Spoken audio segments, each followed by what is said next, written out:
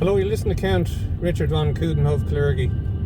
Today is Tuesday, April the 18th, and just out for a drive here, somewhere around the back of Kiltiernan, I think. And I just thought, it's such a beautiful day that I just put a couple of comments to video. It's great to see the interview there, Elon Musk, tearing apart the other so-called BBC reporter regarding with fake news. It's well worth that 4 or 5 minutes that he really put him on the hot seat was very good. More clown world this week also with that. Budweiser light sales are down 80% due to a rather stupid advertising campaign which certainly has backfired on them. I see Sharon Keoghan is on the ball yet again regarding the UN and its push towards the decriminalising of sex between adults and children. Awful stuff. And in the UK, a teacher at a private school had to apologise for saying good morning to girls. Imagine that, in a girls' school, after a student objected. And also last month there was 7 passenger aircraft where the planes had to have emergency landings and diverted due to the captain becoming incapacitated. And in one incident, a British Airways pilot, he passed away in a hospital, in a hotel, before the flight. He was due to fly out the following day. And I see one of these other idiotic stop the oil protesters interrupted a snooker game at the Crucible there by jumping on the table. Nice little dog there. And spraying himself with orange paint.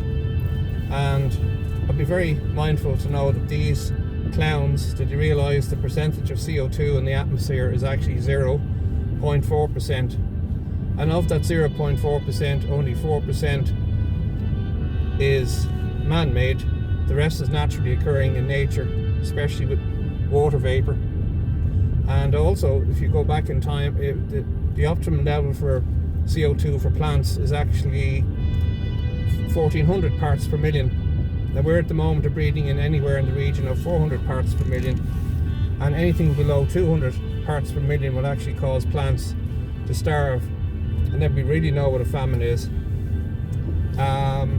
Interesting, submariners are allowed to breathe in CO2 levels at a rate of up to 5,000 parts per million, which is deemed acceptable. And I've yet to see any case of submariners taking a case against their governments for working in a hostile atmosphere. And also during the Jurassic and Jurassic periods, the CO2 levels were up between 5,000 and 6,000 parts per million. So CO2, apart from being plant food, is actually a source of all life. So we are actually the carbon that the globalists want to get rid of. I was talking to a chap there recently who was a taxi driver that had an electric car, and he got a nice fare down the country. The problem is he had to spend 4 hours recharging his car to get back. So another example of the problems with electric vehicles. And the government at the moment is on a programme to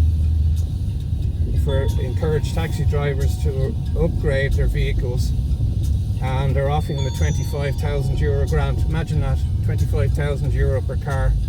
So support your petrol and diesel taxi driver if you can, please. And also another chap was saying that he had an electric vehicle, but after buying the vehicle he couldn't get permission from his landlord to put in a power point, which is a big bloody mistake. And also in relation to this stuff that's going on with the transgender, I just have an interesting comment here. It says, if a man wants to pretend he's a woman, that's his choice.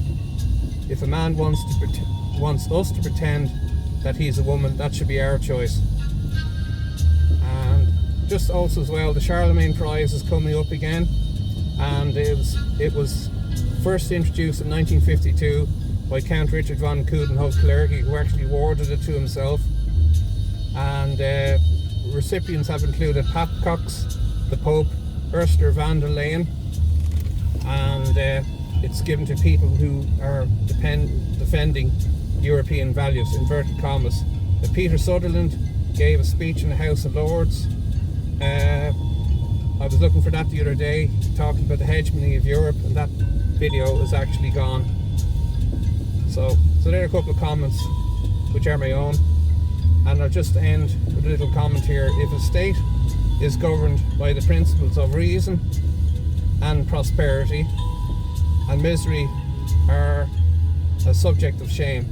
If a state is not governed by the principles of reason, riches and honours are subjects of shame. So thanks very much for listening. Good afternoon, good luck, and God bless. I'll just leave the music play out for a bit there. It's very nice scenery. Seems to be gorse, I think, being set on fire somewhere around here. But lovely country roads here. Alright.